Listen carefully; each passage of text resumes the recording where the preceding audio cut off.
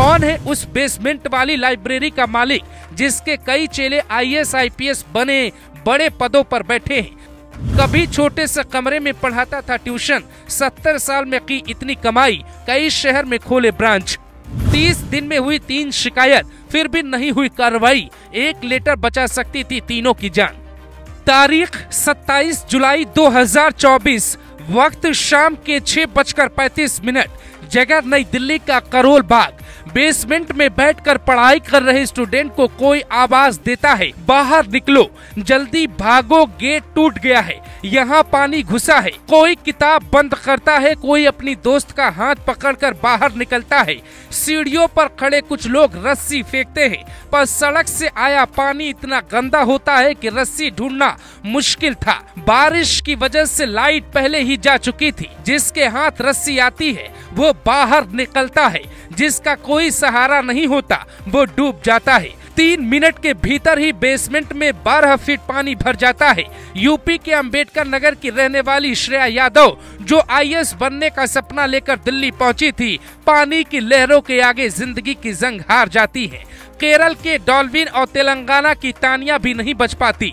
Delhi police की team जांच करती है, पानी का बहाव तेज हो जाता है और कोचिंग का गेट टूट जाता है। उसके बाद उस मालिक की तलाश शुरू होती है, जिसका लाइब्रेरी सेंटर मौत का सेंटर बन चुका है। जांच में पता चलता है साल 1953 में डॉक्टर S राव से कुछ लड़कों ने पॉलिटिकल साइंस पढ़ाने की जिद की थी, जिसके बाद कनॉट प्लेस से एक छोटे से कमरे से S राव ने ट्यूशन पढ़ाना शुरू किया। धीरे धीरे लड़कों की संख्या बढ़ती गई। फिर करोल बाग में राव IAS स्टडी सर्कल के नाम से कोचिंग खुला। अलग अलग शहरों में इसके ब्रांच खुले, जहां UPSC के कोर्स की फीस 2.25 लाख रुपए है। इतने पैसे भी गांव के लड़के या लड़कियां किसी तरह इंतजाम करके ले आते हैं, पर यहां उन्हें सुकून की जिंदगी भी नसीब नहीं होती। ये उन्हें भी नहीं पता होता ओल्ड राजेंद्र नगर में जो हुआ, उसे देखने के बाद से हर माँ बाप डरे हुए हैं। पुलिस बाकी कोचिंग की जांच कर रही है। राज्यसभा के सभापति जगदीप धनखड़ तो ये तक कहते हैं कि ये गैस चैम्बर से कम नहीं है। I further find that coaching has become virtually commerce. Every time we read a newspaper, front 1 or 2 pages are by way of advertisements. In a country where opportunities are getting enlarged, this silo पर यहाँ सवाल ये है कि क्या इस बार तगड़ा action होगा या कुछ दिन बाद इस हादसे को भी लोग भूल जाएंगे। जांच में ये पता चला है कि राव कोचिंग को बेसमेंट में सिर्फ स्टोरेज की अनुमति थी।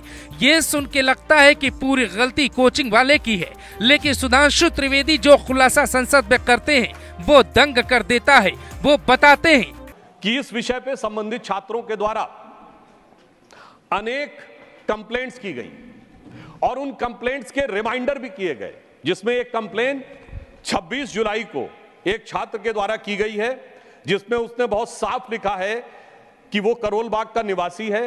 राव IAS के बेसमेंट में परमिशन के बगैर NOC के क्लासरूम संचालित हो रहे हैं और उसमें रिमाइंडर भी है। रिमाइंडर है, कोई कार्रवाई नहीं हुई, 15 जुलाई का रिमाइंडर।